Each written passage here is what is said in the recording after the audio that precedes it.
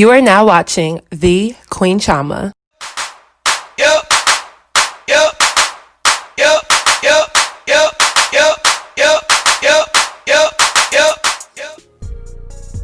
So hey guys, I'm back with another video. So tonight's video is yet again another Chioma Chats video podcast edition. So by the title, we're going to be talking about the song WAP by Cardi B and Meg Thee Stallion that just dropped today at midnight. So this song was kind of out of the blue like a few days ago. Cardi B and Meg Thee Stallion took to their social media to post the song cover art, and a lot of people were excited, including myself. I thought the song cover art was cute. You know, I love the hair, love the makeup. I really thought it looked very fun, feminine, and ratchet, just like I like it. So the song in the video dropped at midnight, and literally the internet has been talking about it ever since I woke up this morning. So the promotion for this song seemed like it was just gonna be like a song with Cardi B and Meg, but to everyone's surprise, there were so many cameos of the other female entertainers within the video, which definitely has the internet talking. So I really enjoyed the song as well as the cameos, and I think the overall message that was sent is kind of bigger than what people are giving it credit for. So I've broken my video down into 3 main talking points, so let's get right into this video. So point number 1 is female empowerment and female unity. Now, everyone can have their own examples or opinions of what exactly female empowerment or unity is to them, but this song was 2 female rappers with cameos from other female entertainers, and to me, it was a push in the right direction. From my history, I'm not really the biggest fan of Cardi B as a person, but Cardi as an entertainer, I like a lot of her songs, and there's some songs I don't like, but for the most part, I like a lot of her songs. I feel like she's been away for so long, so for her to come back, this was definitely very impactful and a boost in her music career, because we haven't heard from her in a very long time. So I'm not sure why she took that long extended break, but at least she's back, and this song is definitely going to be on the radio and have a lot of promotion for the remainder of the summer. Furthermore, as we all know, Meg Thee Stallion has been going through a lot lately with her incident with Tory Lanez and being shot in both of her feet. And I spoke in my previous video about how it's really important for Meg to be supported and boosted up, especially by other women. So it's actually good to see that she did this collaboration with her and other women who seem to have her back in the situation, as well as through her career in music. Sometimes, you know, the industry can be very shady. Let's be real. The music industry is very foul. So I really like seeing women collaborate in all means, because we all win in the end when we're all nice to each other. Like, honestly, sometimes I really don't understand the point of having beef with other entertainers, because there's more money to be made when everyone is on the same page. But most cases, it really just like is industry beef that is contrived to help keep the internet talking about the same people, the same individuals. Most of it is just really not real. Like, seriously though, there's no way that I'm a millionaire, but I'm gonna give a damn about what another person has to say about me as it relates to my career. Like, there's just no way. So the female empowerment and unity here was done by including other female entertainers, as I said earlier. So Normani made a cameo, Rosalia, Mulatto, Ruby Rose, Suki Hana, and for whatever reason, Kylie Jenner. Now, I'm not going to rag on Kylie Jenner because clearly she didn't really belong in the video. Obviously, all of this is business though, so she was put in the video for a wow factor so that they could resonate with the white audience, being that this is a hip-hop song, but Kylie does have 180 million followers on Instagram, and so the promo that she does for the song and the video on her end, that's a big push for the record. But people were not feeling Kylie Jenner being in the video because it kind of seemed like, excuse me, like, what are you doing here? Hip-hop is mainly consumed and carried out by black people, so I think Kylie Jenner just made an appearance off the strength that she loves black culture and loves being amongst black women, dating black men, and, you know, pretty much operating off of the black aesthetic. So it's a win-win for both situations. It's just simply business. But there was still a lot of memes going around questioning Kylie's appearance in the song, and they were actually funny as hell. But let's be honest, it was kind of useless having her in the video, but I mean, she did kind of look fierce. Like, y'all know me, I'm not a hating ass bitch, so I'm not really gonna hate on her. I also do feel like it was done for some form of marketing ploy, as Kylie Jenner did have something to do with the whole Meg Thee Stallion and Tory Lanez situation. You know, she was amongst that headline, and she probably is the most popular young white woman there is, so maybe that's why she was in the place. But I don't know, her purpose in the video kind of served as just, let me just put this in here for controversy so I can see why she was in there, but we could have did with or without her. But as for the other women in the video that were involved, I actually did like seeing that, because some of these women were not as familiar. Rosalia, I'm not sure who that is and what kind of music she does or has done, but you know, this exposed me to her, and it's going to bring her more fame, so it's a win for her as well. But I did like seeing the other ladies in the video, because even though most of their cameos weren't that long, it just looks like a female empowerment like team up. I wish Normani had a longer part, because her little 8 count was popping towards the end of the song, and I was just like, you know, yes, Normani, fuck it the fuck up, and fuck it all the way up, and fuck it like you ain't never been fucked up before.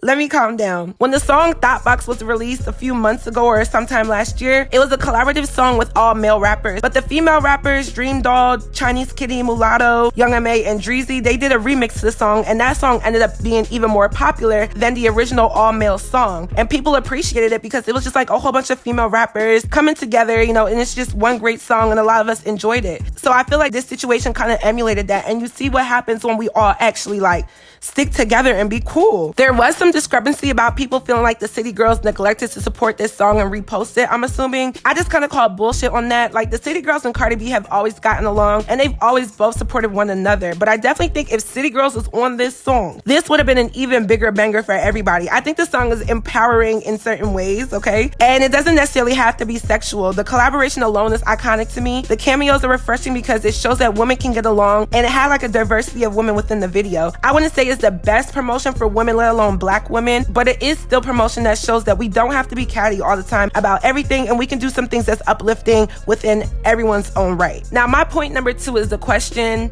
is this song too much? Is this video too much? I remember I did a video reacting to Cardi B and the City Girls song Twerk. People were saying it was a bad look for black women in particular, and that everything was hypersexualized. And although I can see where people are coming from with that, I can't necessarily sit here and be mad at two hypersexual people making hypersexual music. I feel like a lot of times people expect all women to be like this modest, ladylike, holier than thou, like all those types of things, and that does not apply to the majority of women within female rap. The song is called Wet Ass Pussy.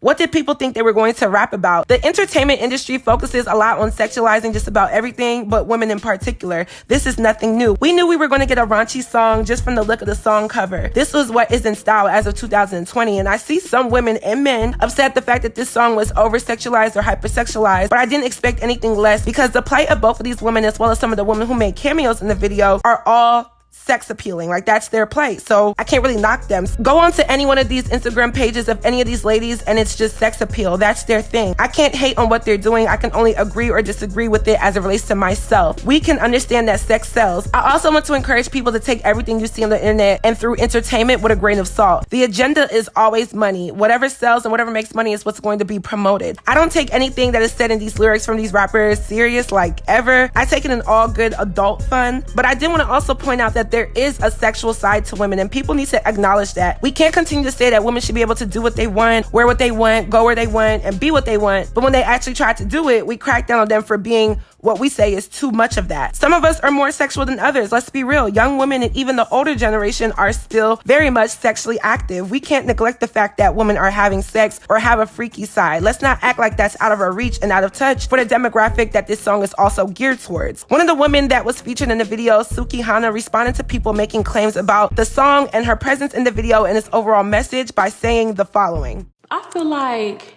being like sexual and shit, like, I don't see nothing wrong with that because, baby, I got 3 kids.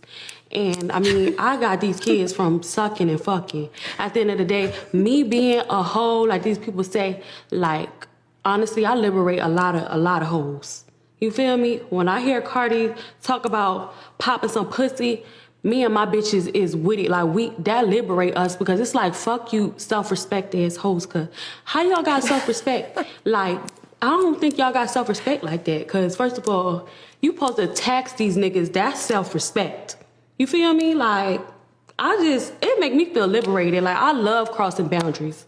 Because guess what? Scared money don't make no money. If you going to be scared to get that money, you going to be scared to be yourself and say, this who I am, then you ain't going to get that coin like that.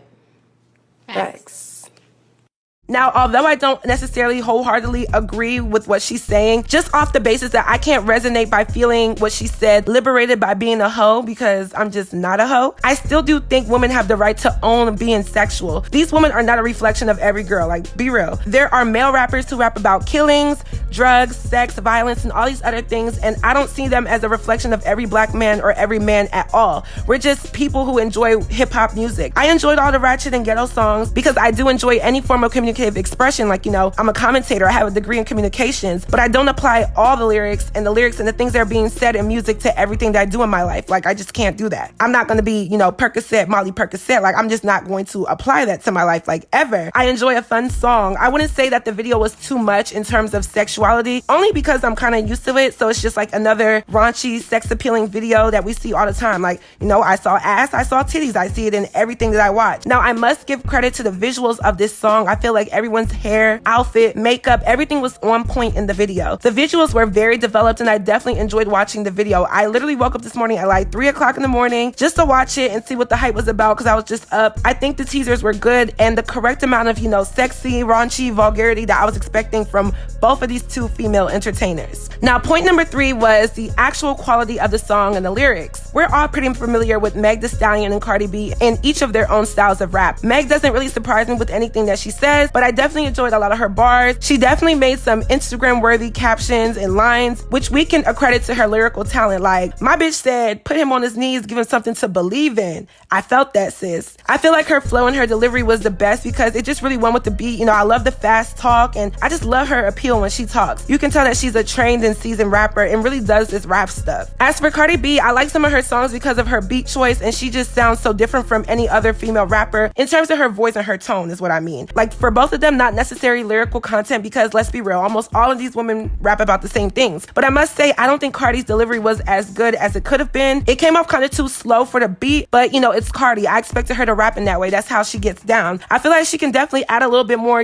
zest and diversity in the way how she raps, but this was pretty standard for her and I definitely didn't think it was like terrible. Now, there is some talk about a WAP remix amongst social media users and people are asking like, who should have a verse if there is a remix to this song? Now, if you ask me, the one female rapper who would murder a verse on the remix of this song is Cupcake. I've told y'all Cupcake is the best lyrical rapper, female rapper, and she fits in both the lyrics of this song and the look in her ability to write. Like, if you have not heard this woman rap, please go listen to it after this video. I'll even link it for you guys in my description box because she's literally crazy, like insane. And I follow her and she should be so much bigger than what she is. And people just don't remember Cupcake is really killing the game to me. Like, literally just listen to her lines and her bars. It's very sexual. It's probably going to be the most sexual thing that you've ever heard. Out of all the female rappers, she's probably the most freaky, the most nasty. But at the end of the day, it's so lyrically good. Like, Cupcake deserves more big up. Like, if they do a remix, Cupcake, get on there, sweetie. So all in all, I'm here for the song. I don't necessarily see it as being like this huge #1 banger, but things can change. It might be, but it's a fun song. We're definitely going to be playing it on our Instagram stories. I'm definitely going to be working out to it tomorrow morning.